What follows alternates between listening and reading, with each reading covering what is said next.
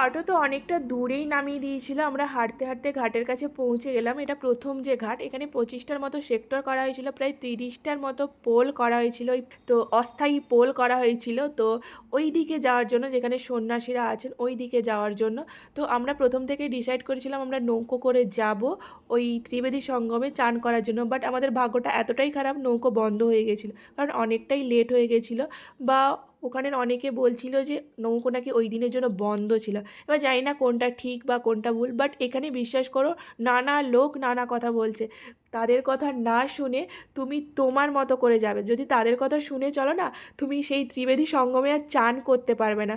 But আমরা শেষ পর্যন্ত হেঁটে হেঁটে গেছিলাম। পায়ে পথেও ত্রিবেদী সঙ্গমে যাওয়া যায়, নৌকো করেও যাওয়া যায়, পায়ে পথেও রাস্তা আছে। তো আমরা সেই পায়ে পথে হেঁটে গেছিলাম, যেটা অনেকটা দূর হাঁটতে হবে।